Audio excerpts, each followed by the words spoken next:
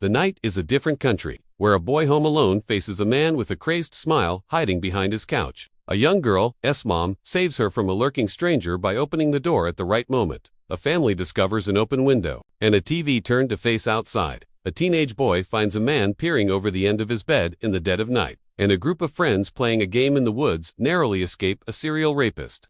These are stories of mundane moments that shatter into terror, revealing that the shadows in our homes, the quiet rustle in the woods, and the strange noises in the night are not always our imagination, but a chilling reality that waits just beyond our sight.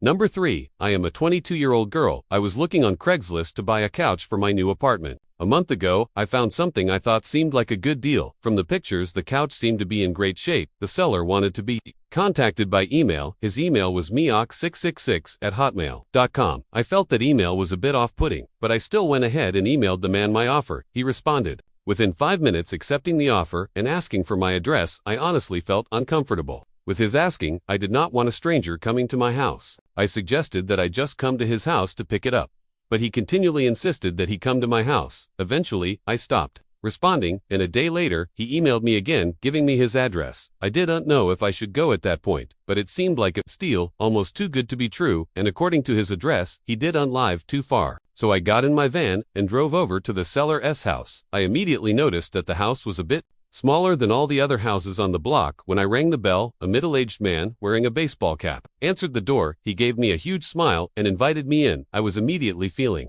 uneasy. He led me into his living room, and I saw the couch immediately. I saw scuff marks and small tears in the couch. It was not at all in the shape that it appeared in the ad. I commented on this, and he just smiled and offered to lower the price. I told him I am not interested, and here's where things started getting creepy.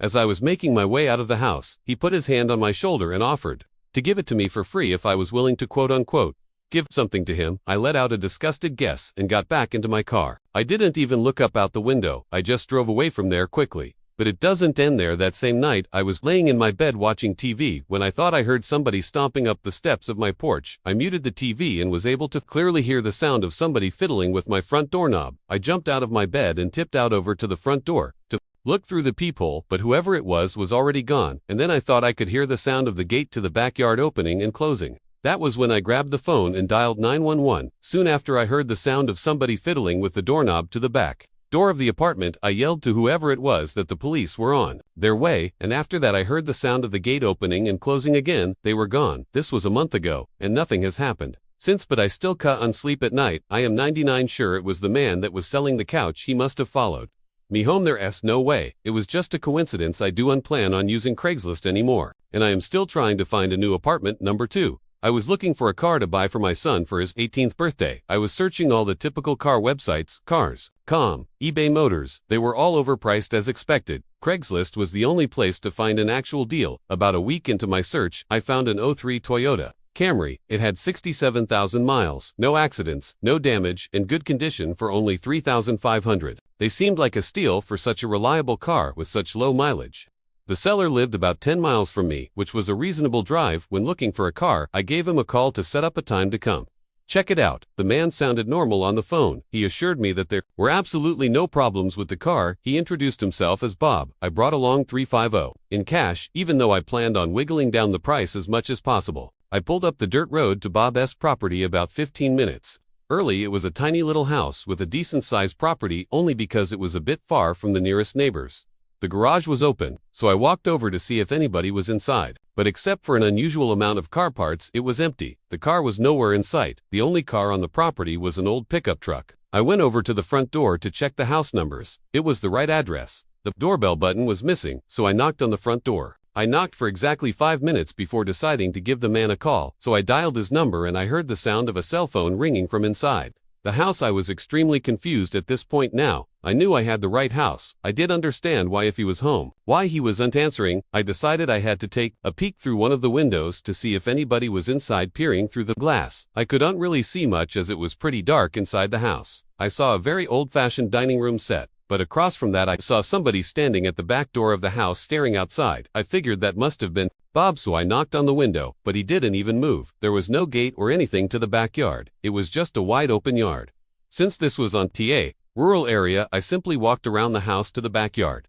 I didn't understand how he could unhear me music. When I got to the back door, I made a shocking realization. The figure standing by the door was a taxidermied human being. I ran straight back the way I came, and back to my car. I looked up one last time before driving off. The blinds to the window I had peeked into had been shut, but I could see two of the blinds bent open.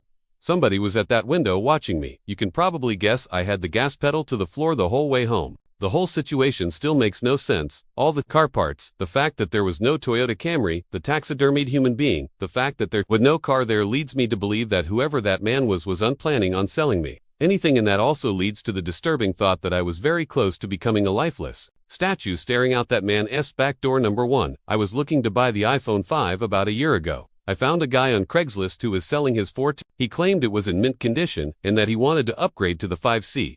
I didn't know much about how to go about testing a phone to make sure everything works, so I brought my little brother along, who knew a lot more than I did. We met halfway at a Dunkin' Donuts parking lot at like 10 o'clock at night. Two large, intimidating guys stepped out of a black Honda Civic and walked over to us. One of the guys pulled out the phone and showed it to me. It didn't have a scratch on it. My brother took out my SIM card and popped it into this new phone. He did some testing and told me that it works. The guy then asked for $250, even though he originally asked for $200. I lied and told him I only brought $200, and he seemed a bit unhappy with this. I did have $250, but I didn't want to spend more than his original asking price. I kinda figured it was his way of making sure I did unhaggle down the price. I handed the guy the $200 and he and his buddy got back in their car. We got back into my car and I tested out the new phone. By calling my girlfriend, I sat testing things around for about 5 minutes. My brother commented on the fact that the two guys had UNT left yet either, but I did UNT really care. I started the car and pulled out of the parking lot. My brother then commented that the two guys started their